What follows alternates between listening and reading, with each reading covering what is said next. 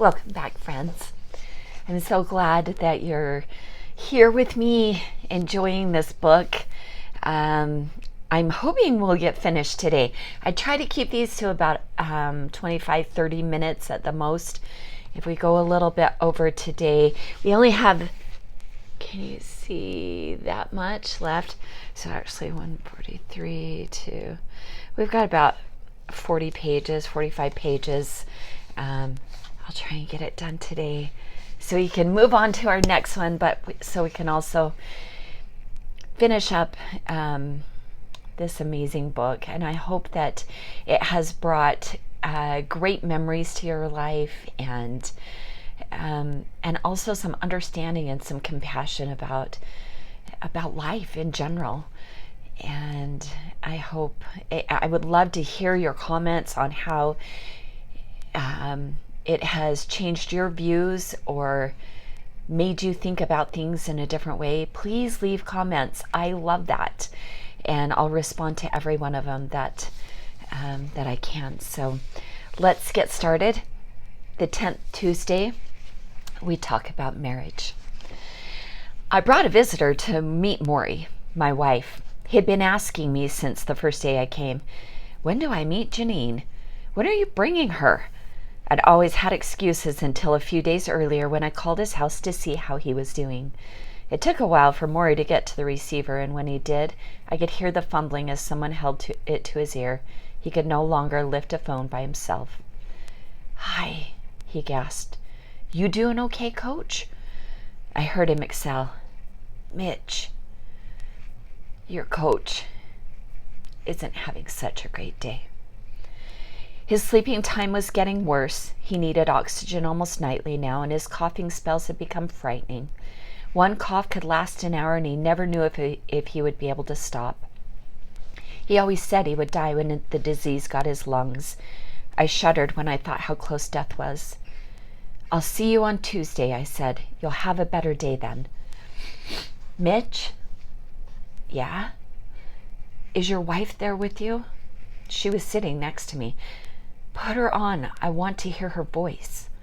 Now, I am married to a woman blessed with far more intuitive kindness than I. Although she had never met Morrie, she took the phone. I would have shaken my head and whispered, I'm not here. I'm not here. And in a minute, she was connecting with my old professor as if they'd known each other since college. I sensed this, even though all I heard on my end was, uh-huh. Mitch told me. Oh, thank you. When she hung up, she said, I'm coming next trip. And that was that. Now we sat in his office, surrounding him in his recliner. Morrie, by his own admission, was a harmless flirt, and while he often had to stop for coughing or to use the commode, he seemed to find new reserves of energy with Janine in the room. He looked at photos from our wedding, which Janine had brought along. You're from Detroit, Morrie said. Yes, Janine said. I taught in Detroit for 1 year in the late 40s. I remember a funny story about that. He stopped to blow his nose, and when he fumbled with the tissue, I held it in place and he blew weakly into it. I squeezed it lightly against his nostrils, then pulled it off like a mother does to a child in her car seat.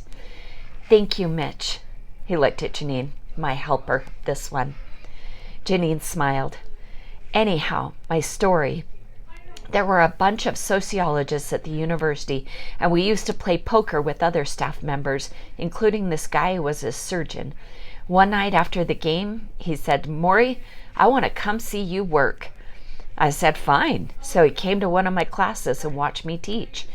After the class was over, he said, all right, now, how would you like to see me work? I have an operation tonight. I wanted to return the favor, so I said, okay. He took me up to the hospital. He said, scrub down, put on a mask, and get into a gown. And next thing I knew, I was right next to him at the operating table. There was this woman, the patient, on the table, naked from the waist down, and he took a knife and went zip, just like that. Well, Morrie lifted a finger and spun it around. I started to go like this. I'm about to faint. All the blood. Oh, the nurse next to me said, what's the matter, doctor? I said, I'm no damn doctor. Get me out of here. We laughed, and Morrie laughed too, as hard as he could with his limited breathing. It was the first time in weeks that I could recall him telling a story like this. How strange, I thought, that he nearly fainted once from watching someone else's illness, and now he was able to endure his own. Connie knocked on the door and said that Morrie's lunch was ready. It was not the carrot soup and vegetable cakes and Greek pasta I had brought this morning from Bread and Circus. Although I tried to buy the softest of foods now, they were still beyond Morrie's limited strength to chew and swallow. He was eating mostly liquid supplements and perhaps a bran muffin tossed in until it was mushy and easily digested. Charlotte would puree almost everything in a blender now. He was taking food through a straw. I still shopped every week and walked in with bags to show him, but it was more for the look on his face than anything else. When I opened the refrigerator, I would see an overflow of containers. I guess I was hoping that one day we'd go back to eating a real lunch together and I could watch the sloppy way in which he talked while chewing, the food spilling happily out of his mouth. This was a foolish hope. "So, Janine," Morrie said. She smiled. "You are lovely. Give me your hand." She did. "Mitch says that you're a professional singer." "Yes," Janine said. "He says you're great." "Oh," she laughed. "No, he just says that."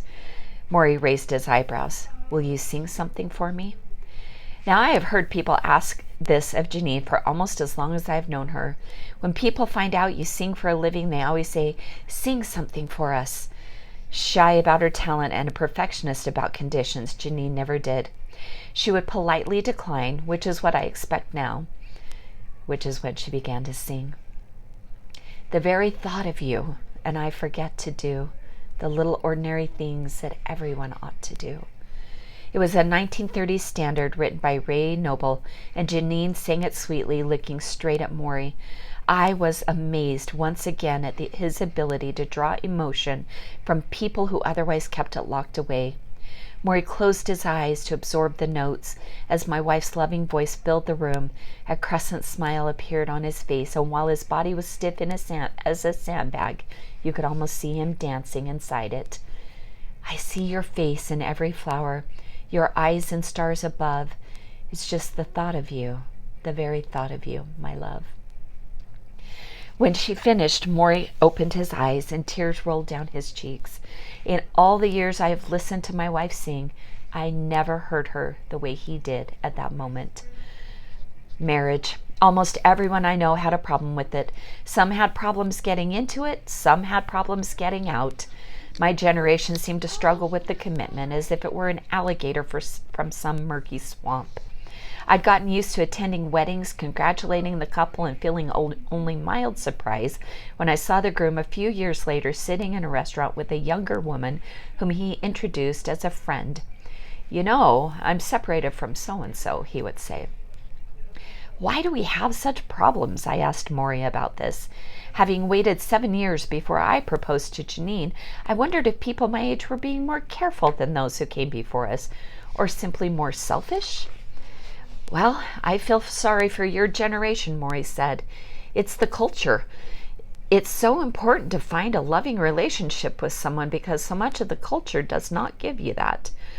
But the poor kids today, either they're too selfish to take part in a real loving relationship, or they rush into marriage, and then 6 months later, they get divorced. They don't know what they want in a partner. They don't know what they want in themselves. So how can they know who they're marrying?" He sighed. Morrie had counseled so many unhappy lovers in his years as a professor. It's sad because a loved one is so important. You realize that, especially when you're in a time like I am, when you're not doing so well. Friends are great, but friends are not going to be here on a night when you're coughing and can't sleep, and someone has to sit up all night with you, comfort you, try to be helpful. Charlotte and Morrie, who met as students, had been married 44 years. I watched them together now when she would remind him of his medication, or come in and stroke his neck, or talk about one of their sons. They worked as a team, often needing no more than a silent glance to understand what the other was thinking. Charlotte was a private person, different from Morrie, but I knew how much he respected her because sometimes when we spoke he would say, "Charlotte might be uncomfortable with me revealing that," and he would end the conversation. It was the only time Morrie held anything back. I've learned this much about marriage, he said. Now, you get tested. You find out who you are, who the other person is, and how you accommodate or don't. Is there some kind of rule to know if a marriage is going to work? Morrie smiled. Things are not that simple, Mitch. I know.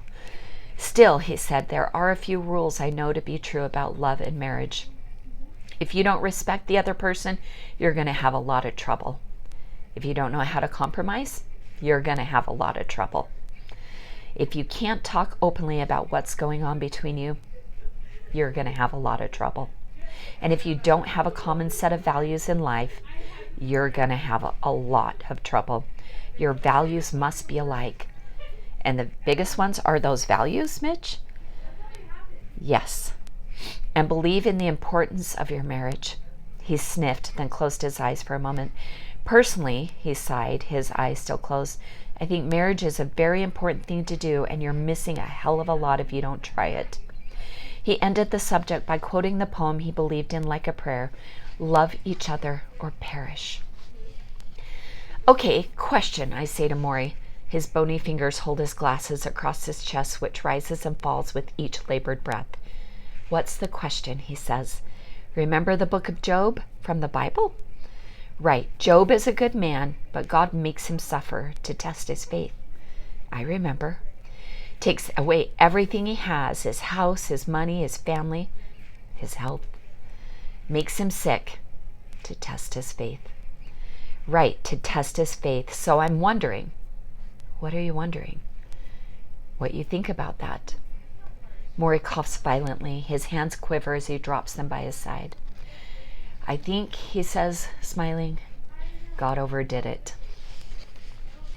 The 11th Tuesday, we talk about culture. Hit him harder! I slapped Morrie's back. Harder! I slapped him again, near his shoulders, now down lower. Morrie, dressed in pajama bottoms, lay in bed on his side, his head flushed against the pillow, his mouth open. The physical therapist was showing me how to bang loose the poison in his lungs, which he needed done regularly now to keep it from solidifying, to keep him breathing. I always knew you wanted to hit me, Morrie gasped. Yeah, I joked as I wrapped my fist against the alabaster skin of his back. This is for that B you gave me sophomore year. Whack. We all laughed, a nervous laughter that comes when the devil is within earshot. It would have been cute, this little scene, were it not what we all knew it was, the final calisthenics before death. Morrie's disease was now dangerously close to his surrender spot, his lungs. He had been predicting he would die from choking, and I could not imagine a more terrible way to go. Sometimes he would close his eyes and try to draw the air up into his mouth and nostrils, and it seemed as if he were trying to lift an anchor. Outside it was jacket weather, early October, the leaves clumped in piles on the lawns around West Newton.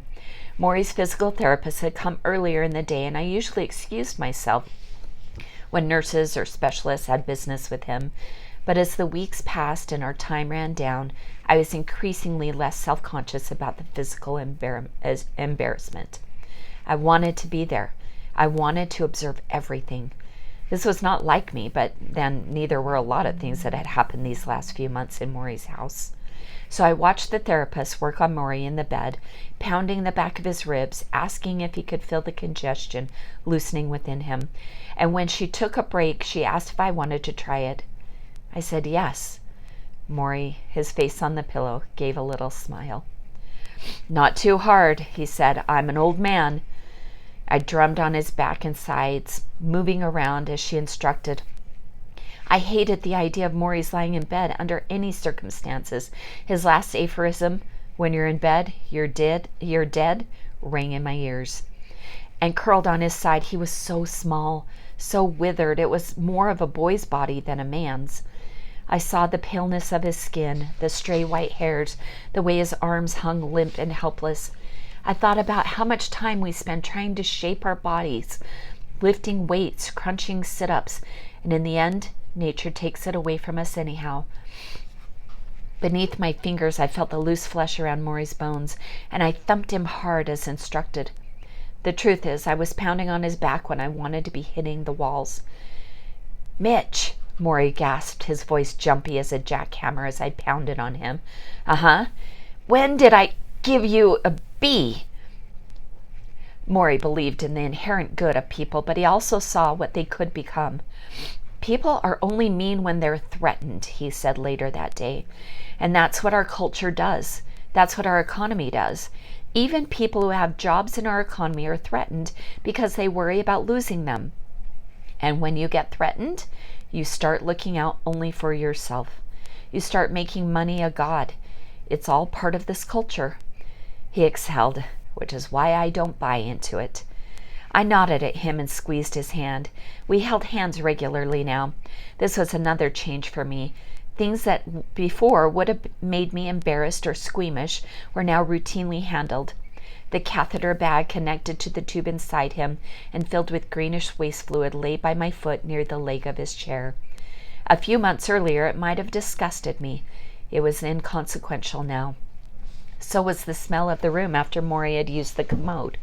He did not have the luxury of moving from place to place, of closing a bathroom door behind him or spraying some air freshener when he left. There was his bed, there was his chair, and that was his life. In my life, if my life were squeezed into such a thimble, I doubt I could make it smell any better. Here's what I mean by building your own little subculture, Morrie said. I don't mean you disregard every rule of your community. I don't go around naked, for example. I don't run through red lights. The little things I can obey, but the big things, how we think, what we value, those you must choose yourself. You can't let anyone or any society determine those for you. Take my condition. The things I'm supposed to be embarrassed about now, not being able to walk, not being able to wipe my ass, waking up some mornings wanting to cry, there's nothing innately embarrassing or shaming about them. It's the same for women not being thin enough or men not being rich enough. It's just what our culture would have you believe. Don't believe it. I asked Morrie why he hadn't moved somewhere else when he was younger. Where? I don't know, South America, New Guinea, someplace not as selfish as America. Every society has its own problems, Morrie said, lifting his eyebrows, the closest he could come to a shrug. The way to do it, I think, isn't to run away. You have to work at creating your own culture. Look, no matter where you live, the biggest defect we human beings have is our short-sightedness. We don't see what could be. We should be looking at our potential, stretching ourselves into everything we can become. But if you're surrounded by people who say, I want mine now, you end up with a few people with everything and a military to keep the poor ones from rising up and stealing it. Morrie looked over my shoulder to the far window. Sometimes you could hear a passing truck or a whip of the wind. He gazed for a moment at his neighbors' houses, then continued. The problem, Mitch, is that we don't believe we are as much alike as we are. Whites and blacks, Catholics and Protestants, men and women. If we saw each other as more alike, we might be very eager to join in one big human family in this world and to care about that family the way we care about our own. But believe me, when you are dying, you see it's true. We all have the same beginning, birth, and we all have the same end, death. So how different can we be? Invest in the human family. Invest in people. Build a little community of those you love and who love you. He squeezed my hand gently, and I squeezed back harder. And like that carnival contest where you bang a hammer and watch the disc rise up the pole, I could almost see my body heat rise up Morrie's chest and neck into his cheeks and eyes. He smiled. In the beginning of life, when we are infants, we need others to survive, right? And at the end of life, when you get like me, you need others to survive, right? His voice dropped to a whisper. But here's the secret. In between, we need others as well. Later that afternoon, Connie and I went into the bedroom to watch the O.J. Simpson verdict. It was a tense scene as the principals all turned to face the jury. Simpson in his blue suit, surrounded by a small army of lawyers, the prosecutors who wanted him behind bars just a few feet away. When the foreman read the verdict, not guilty, Connie shrieked. Oh my God! We watched as Simpson hugged his lawyers. We listened as the commentators tried to explain what it all meant. We saw crowds of blacks celebrating in the streets outside the courthouse and crowds of whites sitting stunned inside restaurants. The decision was being held as momentous, even though murders take place every day. Connie went out in the hall. She had seen enough. I heard the door to Morrie's study close. I stared at the TV set. Everyone in the world is watching this thing, I told myself. Then, from the other room, I heard the ruffling of Morrie being lifted from his chair, and I smiled. As the trial of the century reached its dramatic conclusion, my old professor was sitting on the toilet. It's 1979, a basketball game in the Brandeis gym. The team is doing well and the students begin a chant. "We're number one! We're number one!" Morrie is sitting nearby and he's puzzled by the cheer. At one point in the midst of "We're number one," he rises and yells, "What's wrong with being number two?" The students look at him. They stop chanting. He sits down, smiling and triumphant. The audiovisual, part 3. The Nightline crew came back for its third and final visit. The whole tenor of the thing was different now, less like an interview, more like a sad farewell. Ted Koppel had called several times before coming up, and he had asked Morrie, "Do you think you can handle it?" Morrie wasn't sure he could. "I'm tired all the time now, Ted, and I'm choking a lot. If I can't say something, will you say it for me?" Koppel said sure. And then the normally stoic anchor added this, "If you don't want to do it, Morrie, it's okay. I'll come up and say goodbye later." Later, Morrie would grin mischievously and say, "I'm getting to him." And he was. Koppel now referred to Morrie as a friend. My old professor had even coaxed compassion out of the television business. For the interview, which took place on a Friday afternoon, Morrie wore the same shirt he had had on the day before. He changed shirts only every other day at this point, and this was not the other day, so why break routine? Unlike the previous two Koppel-Schwartz sessions, this one was conducted entirely within Morrie's study, where Morrie had become a prisoner of his chair. Koppel, who kissed my old professor when he first saw him, now had to squeeze in alongside the bookcase in order to be seen in the camera's lens. Before they started, Koppel asked about the disease's progression. "How bad is it, Morrie?" Morrie weakly lifted a hand halfway up his belly. This was as far as he would go. Koppel had his answer. The camera rolled in the third and final interview. With the third and final interview, Koppel asked if Morrie was more afraid now that death was near. Morrie said no. To tell the truth, he was less afraid. He said he was letting go of some of the outside world, not having the newspaper read to him as much, not paying as much attention to mail, instead listening more to music and watching the leaves' color change through his window. There were other people who suffered from ALS, Morrie knew, some of them famous, such as Stephen Hawking, the brilliant physicist, the author of A Brief History of Time. He lived with a hole in his throat, spoke through a computer synthesizer, typed words by batting his eyes as the sensor picked up the movement. This was admirable, but it was not the way Morrie wanted to live. He told Koppel he knew when it would be time to say goodbye. "For me, Ted, living means I can be responsive to the other person.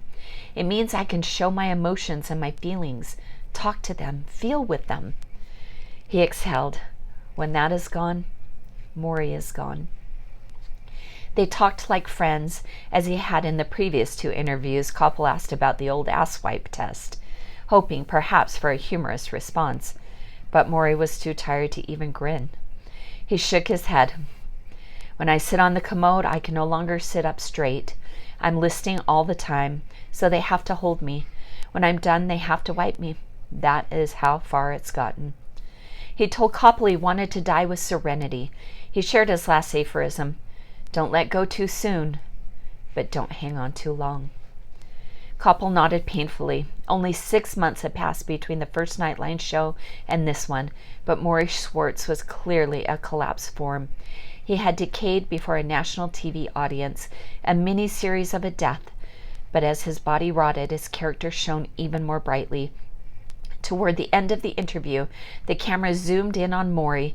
Koppel was not even in the picture, only his voice was heard from outside it, and the anchor asked if my old professor had anything he wanted to say to the millions of people he had touched.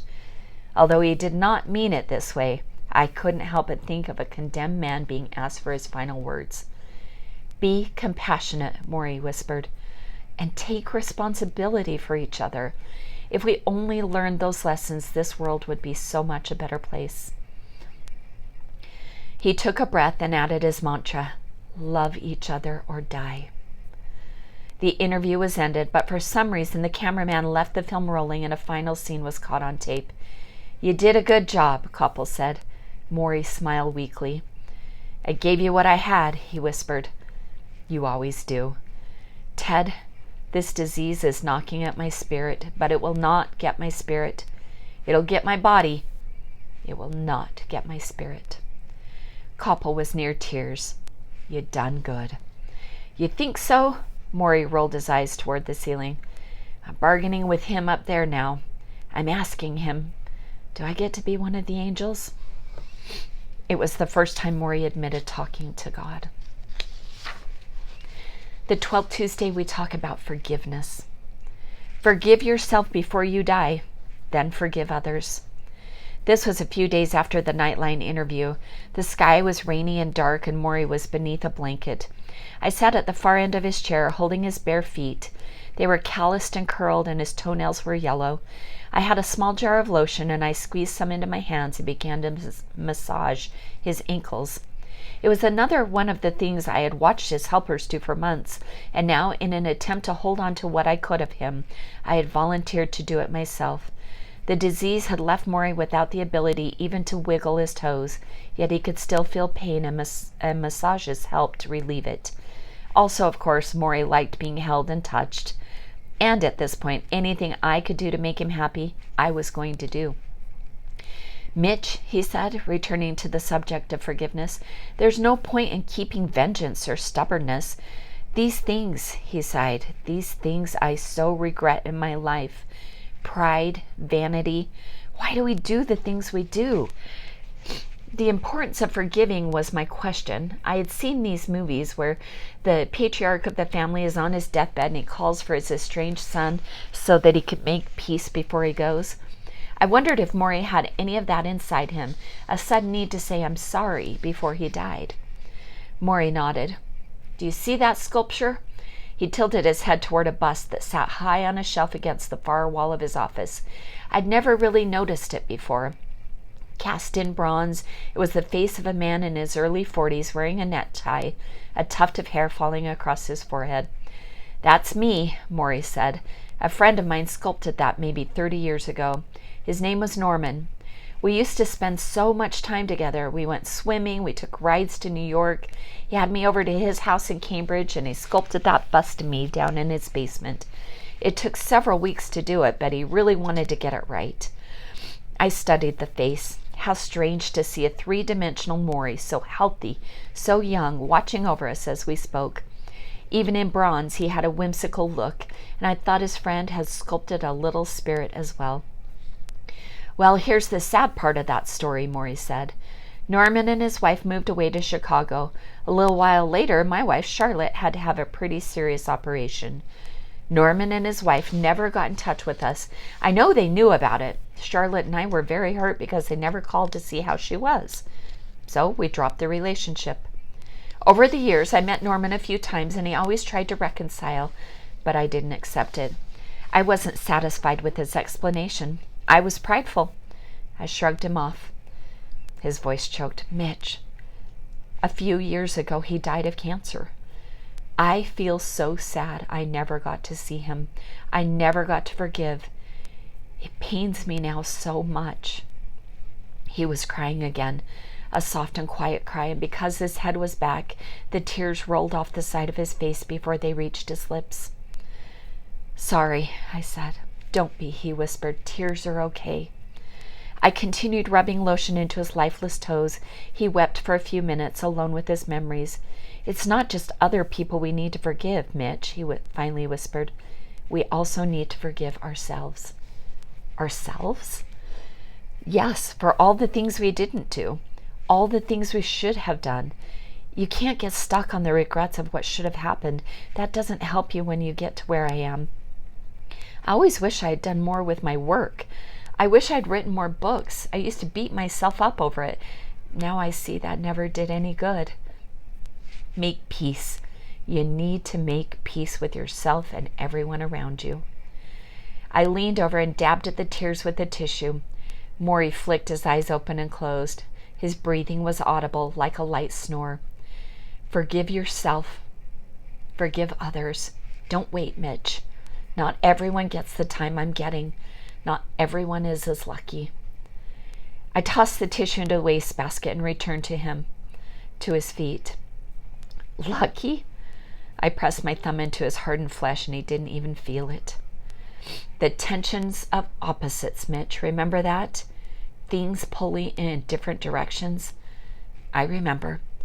I mourn my dwindling time, but I cherish the chance it gives me to make things right. We sat there for a while, quietly as the rain splattered against the windows.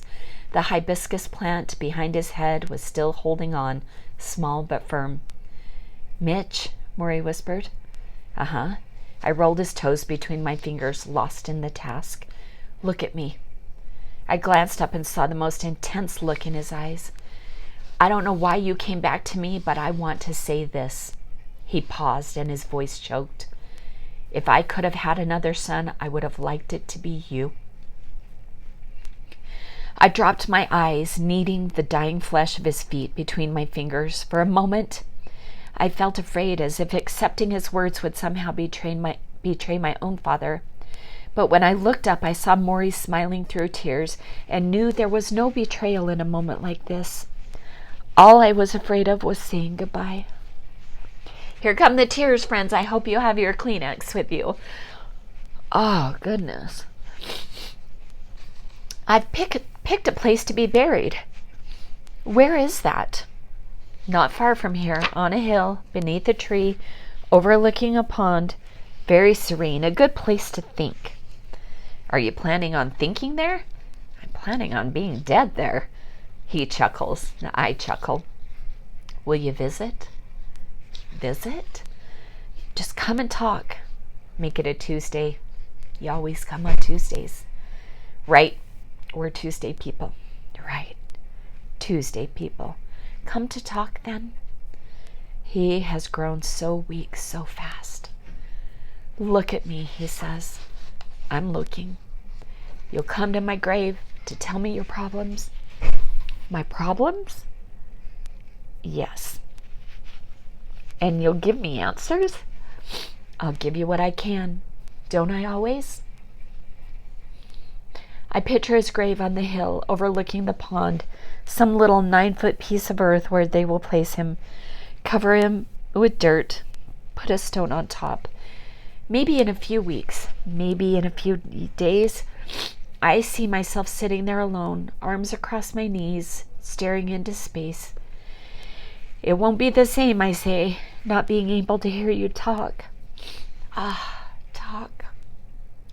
He closes his eyes and smiles. Tell you what, after I'm dead, you talk and I'll listen.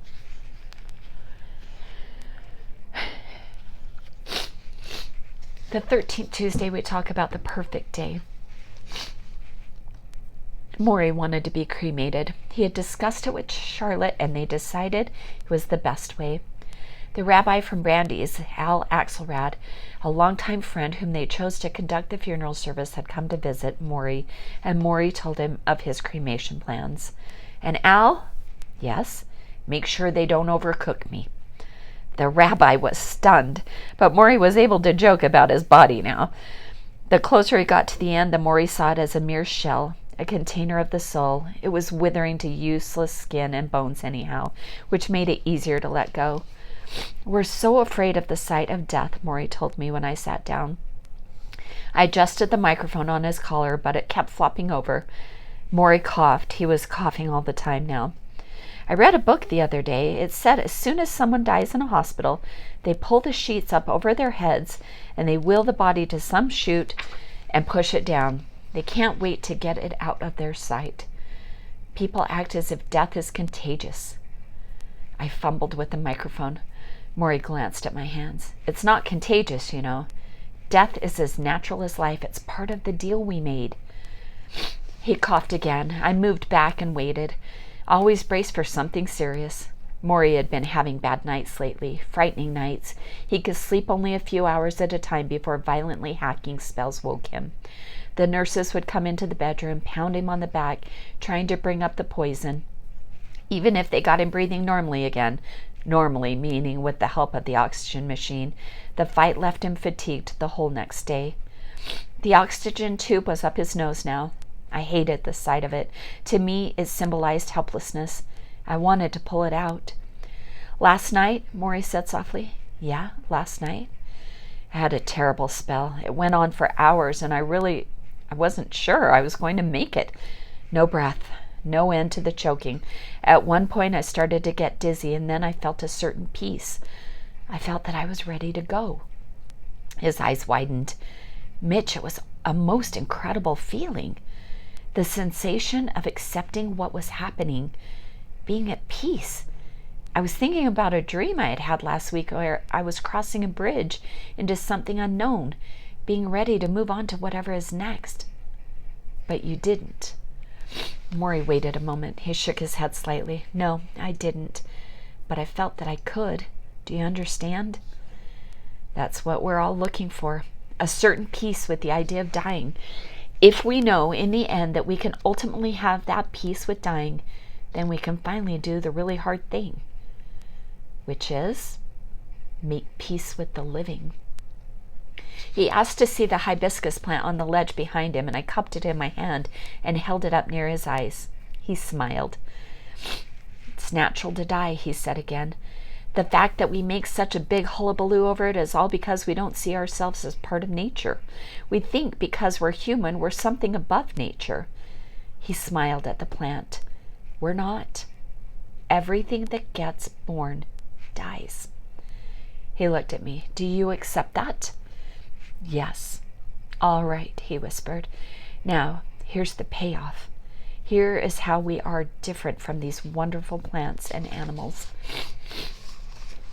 As long as we can love each other and remember the feeling of love we had, we can die without ever really going away. All the love you created is still there. All the memories are still there. You live on in the hearts of everyone you've touched and nurtured while you were here. His voice was raspy, which usually meant he needed to stop for a while. I placed the plant back on the ledge and went to shut off the tape recorder. This is the last sentence Morrie got out before I did. Death ends a life, not a relationship. There had been a development in the treatment of ALS, an experimental drug that was just getting passage. It was not a cure, but a delay, a slowing of the decay for perhaps a few months. Morrie had heard about it, but he was too far gone. Besides, the medicine wouldn't be available for several months. Not for me, Morrie said, dismissing it. In all the time he was sick, Morrie never held out hope he would be cured. He was realistic to a fault. One time I asked if someone were to wave a magic wand and make him all better, would he become, in time, the man he had been before? He shook his head. No way I could go back. I am a different self now. I'm different in my attitudes. I'm different appreciating my body, which I didn't do fully before. I'm different in terms of trying to grapple with the big questions, the ultimate questions, the ones that won't go away. That's the thing you see. Once you get your fingers on the important questions, you can't turn away from them. And which are the important questions? As I see it, they have to do with love, responsibility, spirituality, awareness. And if I were healthy today, those would still be my issues. They should have been all along. I tried to imagine Morrie healthy. I tried to imagine him pulling the covers from his body, stepping from that chair, the two of us going for a walk around the neighborhood, the way we used to walk around campus. I suddenly realized it had been 16 years since I'd seen him standing up. 16 years. What if you had one perfectly healthy day? I asked. What would you do? 24 hours? 24 hours. let's see, I'd get up in the morning, do my exercises, have a lovely breakfast of sweet rolls and tea, go for a swim, then have my friends come over for a nice lunch.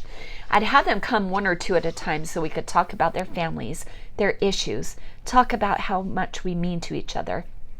Then I'd like to go for a walk in a garden with some trees, watch their colors, watch the birds, take in the nature that I haven't seen in so long now.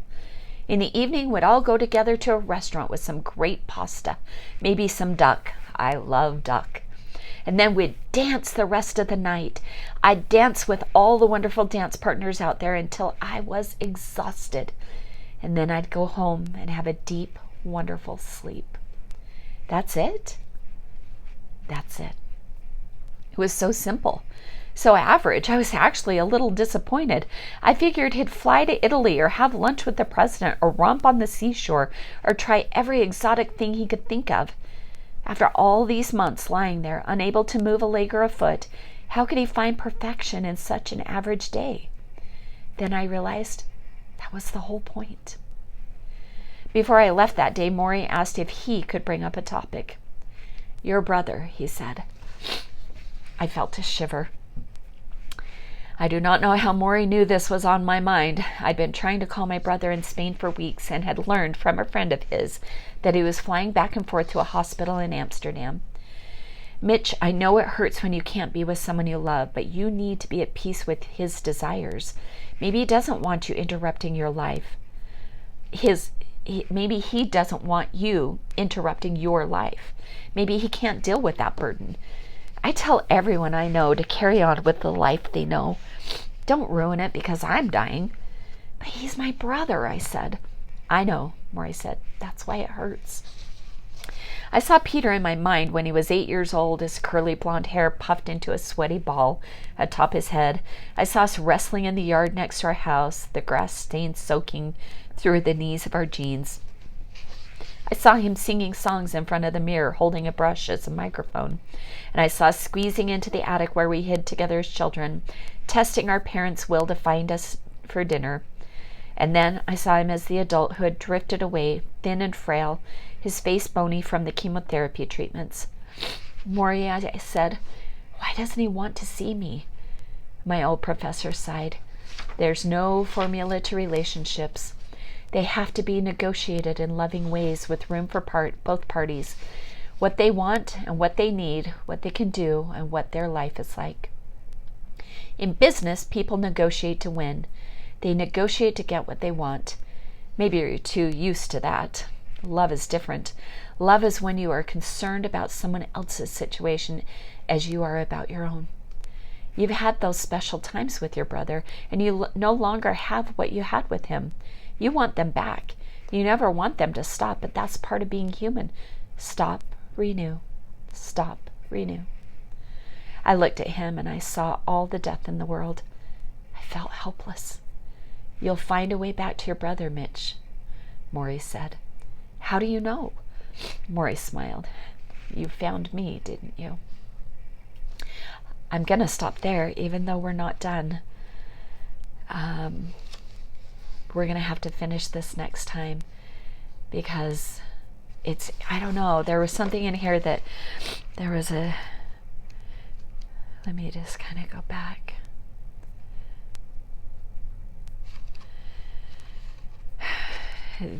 That interview with Ted Koppel, guys, didn't that get to you? Especially with the film still rolling at the end.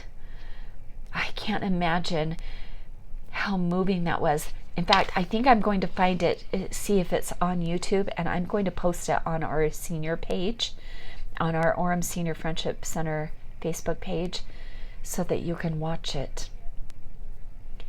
I hope you're enjoying the book. We're going to finish this next time, I promise. I love you, and I thank you for joining me on this little journey. Have a great day. Till next week.